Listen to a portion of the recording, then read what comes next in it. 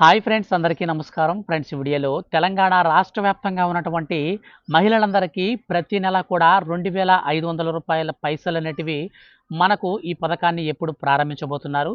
ఈ యొక్క పథకానికి సంబంధించి మన యొక్క బ్యాంక్ అకౌంట్లలో డబ్బులు వేస్తారా? లేకపోతే డైరెక్ట్‌గా చేతికి పంపిణీ చేస్తారా? ఈ విషయాలన్నీ కూడా నేను మీకు ఈ వీడియోలో కంప్లీట్‌గా అయితే ఎక్స్‌ప్లెయిన్ చేస్తాను.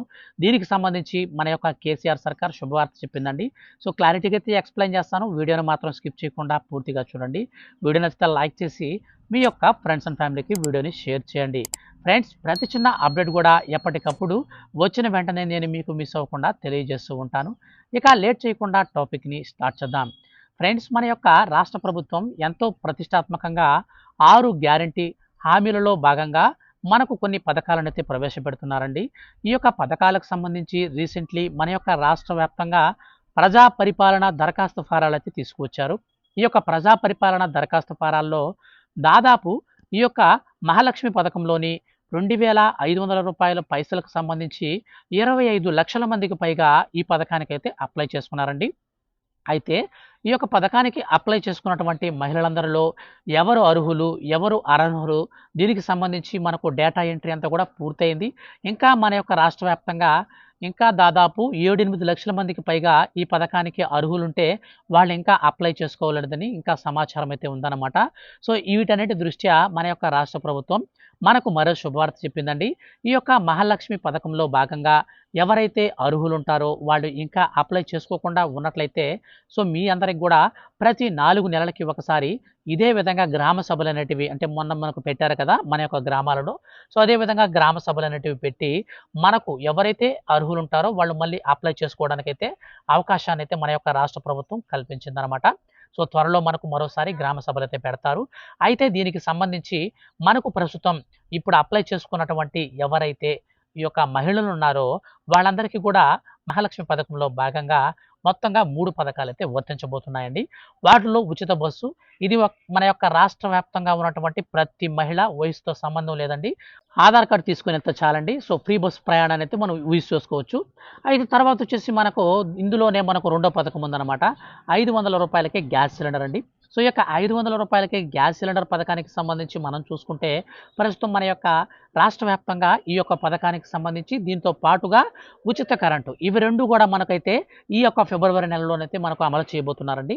సో మనకు రానున్నటువంటి 8వ తేదీన బడ్జెట్ అనేది ప్రవేశపెట్టి మనకు అసెంబ్లీలో అయితే మనకు ఆమోదం కూడా అయితే తెలపబోతున్నారు. అయితే వీటికి సంబంధించి మనం క్లారిటీగా చూసుకుంటే ఈ యొక్క 500 రూపాయలకే గ్యాస్ సిలిండర్కి వచ్చేసి ఇంటింటికి సర్వే అనేది చేస్తున్నారండి. సో ఈ యొక్క ఇంటింటికి సర్వే చేసే విధానం ఏ విధంగా ఉంటుందంటే మన ఇంటికి ఆశా కార్యకర్త కానీ, అంటే ఆశా వాలంటీర్స్ ఉంటారు కదా, సో వాళ్ళు కానీ, లేదంటే అంగన్వాడీ కార్యకర్తలు కానీ, సో వీళ్ళు ఎవరైనా సరే మన ఇంటి దగ్గరికి వస్తారన్నమాట.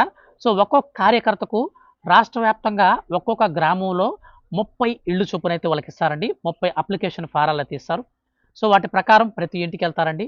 మీ ఇంటికి వచ్చినప్పుడు మీ దగ్గర నుంచి గ్యాస్ బుక్ తీసుకుంటారు. ఆ యొక్క గ్యాస్ బుక్లో ఉన్నటువంటి కన్జ్యూమర్ నెంబర్ని అయితే నోట్ చేసుకుంటారండి. అలాగే మనకు ఏమేమి తీసుకుంటారంటే మీ యొక్క ఎల్పిజి గ్యాస్ సిలిండర్ పేరు అయితే తీసుకుంటారు, అంటే దాంట్లో నోట్ చేసుకుంటారన్నమాట.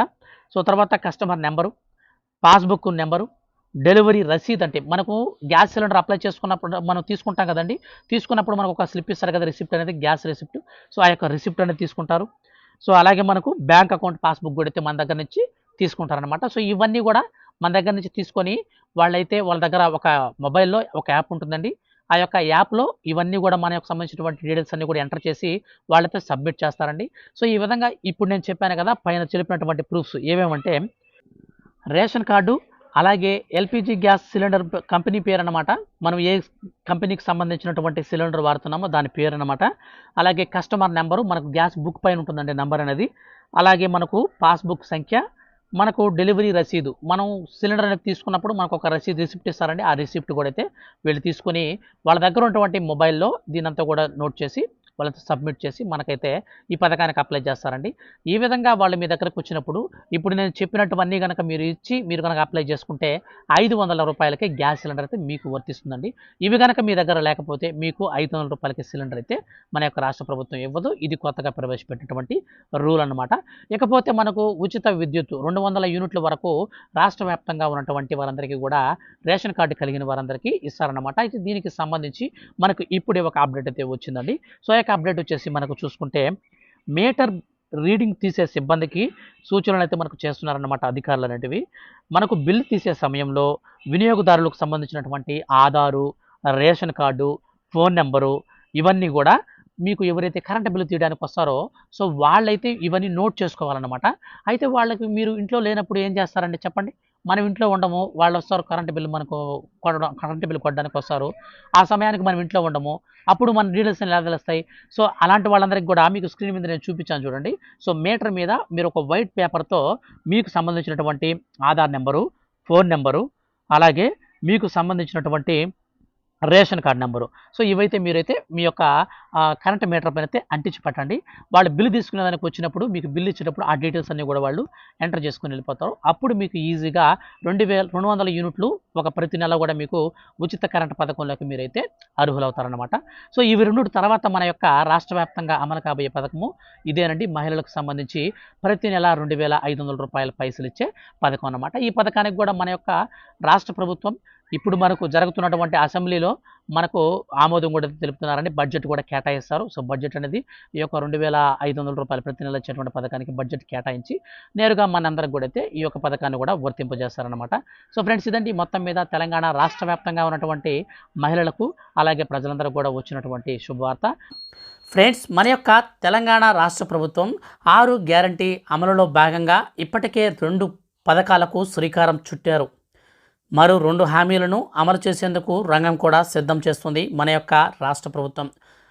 గృహ అవసరాలకు 200 యూనిట్ల వరకు ఉచిత విద్యుత్తు, రూ. 500కే సిలిండర్ అందజేత పథకాలను అమలు చేయాలని తెలంగాణ రాష్ట్ర మంత్రి మండలి నిర్ణయించింది. ఈ నెల 8 నుంచి అసెంబ్లీ సమావేశాలు నిర్వహించి 10వ తేదీన బడ్జెట్ ప్రవేశపెట్టాలని తీర్మానించింది. ఈ సమావేశాల్లోనే పై 2 హామీలను అమలుపై ప్రకటన కూడా చేయనుంది. అసెంబ్లీ ఎన్నికల సందర్భంగా కాంగ్రెస్ ప్రకటించిన 6 గ్యారంటీలలో ఆరోగ్యశ్రీ కార్డు 10 లక్షలకు పెంపు, మహిళలకు ఆర్టీసీ బస్సుల్లో ఉచిత ప్రయాణం ఇప్పటికే అమలవుతున్న సంగతి తెలిసిందే. అధికారంలోకి వచ్చిన 100 రోజుల్లోగా 6 గ్యారంటీలని అమలు చేస్తామని హామీ మేరకు మరో 2 హామీలను పట్టాలెక్కించనున్నట్లు సమాచారం. డాక్టర్ బిఆర్ అంబేద్కర్ తెలంగాణ సచివాలయంలో ముఖ్యమంత్రి రేవంత్ రెడ్డి అధ్యక్షతన నిన్న 3 గంటలకు పైగా జరిగిన మంత్రివర్గ సమావేశంలో పలు కీలక నిర్ణయాలు తీసుకున్నారు. ఈ నెల 8 నుంచి బడ్జెట్ సమావేశాలు జరుగుతాయి. తొలి రోజు ఉభయ సభలను ఉద్దేశించి గవర్నర్ తమిళిసై ప్రసంగిస్తారు. మర్నాడు గవర్నర్ ప్రసంగానికి ధన్యవాదం తీర్మానంపై చర్చిస్తారు. గవర్నర్ ప్రసంగం ప్రతి మంత్రివర్గం ఆమోదించింది. 10న బడ్జెట్ ప్రవేశపెట్టాలని నిర్ణయించింది. ఈ యొక్క బడ్జెట్లో మహిళలకు ఊహించని శుభవార్త చెప్పింది. మహిళలకు ఎంతో ప్రతిష్టాత్మకంగా తీసుకువచ్చిన మహాలక్ష్మి పథకంలో భాగంగా మనకు 2వ పథకమైనటువంటి రూ. 2500 ప్రతి నెల ఇచ్చే స్కీమ్కు శ్రీకారం చుట్టనుంది. ఇందులో భాగంగానే ఈ యొక్క బడ్జెట్లో ఈ యొక్క మహాలక్ష్మి పథకానికి సంబంధించి బడ్జెట్ అనేది కేటాయించి తరువాత ఇంటింటికి సర్వేకి కూడా అధికారులను పంపించి ఎవరైతే నిజమైన లబ్ధిదారులు అనగా రేషన్ కార్డు కలిగి ఉండి దానితో పాటు ఆధార్ కార్డు అలాగే కులం సర్టిఫికేట్ అనేది కలిగి ఉంటారో అటువంటి అభ్యర్థులందరికీ కూడా మహిళలందరికీ కూడా అర్హుల లిస్టులోకి తీసుకొని వారి ద్వారా బ్యాంక్ అకౌంట్లు కూడా సేకరించి అధికారులందరూ కూడా ప్రణాళికలు అనేటివి 2 వారాల లోపల పూర్తి చేసి తర్వాత వచ్చే నెల 1వ తేదీ నుంచి ప్రతి నెల రూ. 2500 ప్రతి మహిళకు అంటే అర్హత కలిగిన మహిళకు ఇచ్చే విధంగా ప్రణాళికలను సిద్ధం చేస్తున్నట్లు సమాచారం. ఫ్రెండ్స్ ఇదండి ఇప్పుడిప్పుడే మహిళలకు సంబంధించి వచ్చినటువంటి శుభవార్త. వీడియో నచ్చితే లైక్ చేసి మన ఛానల్ సబ్స్క్రైబ్ చేసుకోండి.